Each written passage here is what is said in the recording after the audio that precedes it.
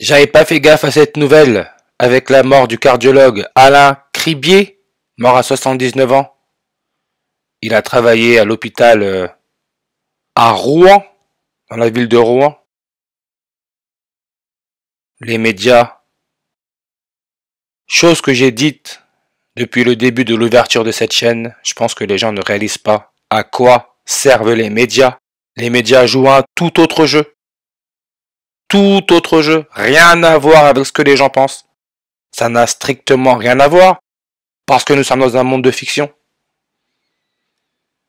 Mais comme ils savent que les gens sont ignorants, les médias restent une arme redoutable pour le contrôle de la masse. Vous voyez le maire de Rouen, Nicolas Mayers-Rossignol?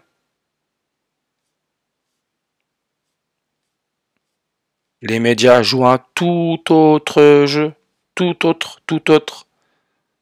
Et ça me fait rire. Et c'est bien dit, hein. Il a sauvé 3 millions de patients avec la technique de remplacement percutané de valve aortique. Et regardez, moquerie. Vous voyez cette radiographie? Vous avez là le professeur Alain Cribier, c'est le Parisien. Hein. Regardez. La date, 17 avril en 2002. Pourquoi? Parce que le 17 avril, c'est le 107e jour de l'année, comme octobre 7. Vladimir Poutine est né octobre 7. Et ça nous laisse 258 jours avant la fin de l'année. L'ennemi numéro 1, d'après les médias de Vladimir Poutine, Alexei Navalny, il est né le 4 juin en 1976. Il serait mort le 16 février en 2024. Donc, mort 258 jours après son 47e anniversaire. 258 jours. Alain Cribier, regardez, en revers, c'est ce que ça donne. 88, comme Jackie Stallone, la mère de Sylvester Stallone, et vous allez comprendre pourquoi je raconte tout ça. Ce n'est pas du hasard. Tout ça, c'est de la mise en scène. Ils suivent un script. On nous raconte des histoires. C'est vraiment ce que c'est de la fiction. 88 pour Alain Cribier et Jackie Stallone. Vladimir Poutine. Il est né le 7 octobre en 1952. Sur une numérologie primaire à 88. Et la mort de Alain Cribier, qui a aussi eu lieu le même jour que la mort d'Alexei Navalny, soi-disant l'ennemi numéro 1 de Poutine, c'était 132 jours après le 71e anniversaire de Poutine, 132 jours, qui peut aussi se lire 13 février.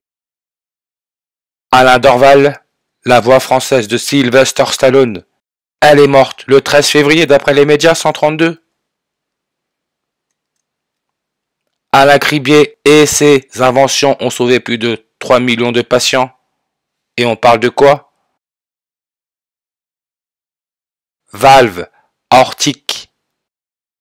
Comptez. 1, 2, 3, 4, 5, 6, 7, 8, 9, 10, 11, 12, 13. 13 lettres. 2 mots. 132, comme le 13 février. Alain Gilbert Cribier. 132 en reverse réduction. Tout est là. On nous parle même pas de Calais, 132. Migrants secourus en mer, 132 comme le 13 février.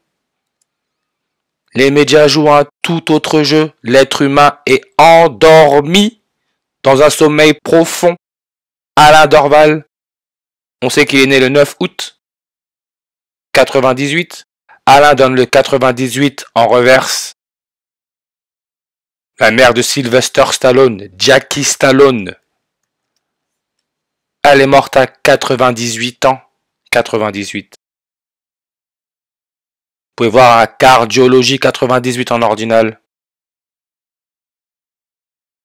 Et la page Wikipédia cardiologie, c'est 91 langues la page Wikipédia. Vladimir Poutine en reverse, réduction donne le nombre 91 et aussi le 188. Le maire de Rouen, Nicolas Mayer-Rossignol.